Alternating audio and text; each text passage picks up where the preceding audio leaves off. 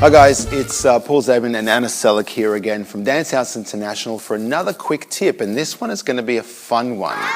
Okay, so what we've got here is what we call dog paddling, yeah? So a lot of people, when they do salsa and they do a basic step, they do this thing with their hands where they roll their hands around and keep moving like this. What we're going to try to do is explain what it is, where it came from, and why you need to stop doing it, because it's really throwing your dancing off. Okay, so here's where it came from. A long, long time ago, what used to happen was men used to lead really, really well. They knew what leading was all about. And so if I wanted Anna to go backwards on her right foot, I would use my right hand on her left hand and I would send her straight back. And so the energy was going directly forward. By doing these actions with her hands, I can actually make her hips work. As Anna's shoulder comes forward, she's giving me what we call positive pressure towards me. I have to give a positive pressure towards her. So if we move the shoulders away from each other, and then towards each other, and then away from each other, you see our hands separating and coming back together. This is what we call opposition. Forward. In fact, I'm going to ask Anna to take her top off. Let's see if we can do this. If I take Anna's shoulder and hand and I ask her to come towards me, and I bring her hip towards me, the hip comes forward. So I've brought Anna's shoulder forward.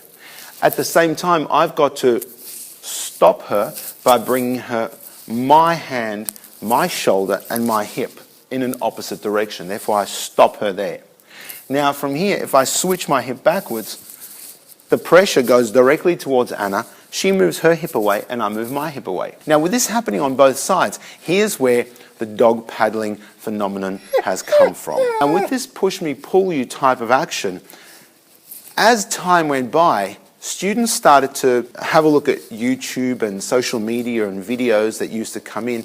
And rather than going to lessons and learning what the actual technique was, what happened was they saw the end product. And so what they saw was this movement with the hands. If I do the movement as I see it, it's a kind of fun action. And so a forward and back lead, eventually over time, and with the invent of the internet, has become a circular type action. Now, I don't mind if people call it a style, but here's the trick.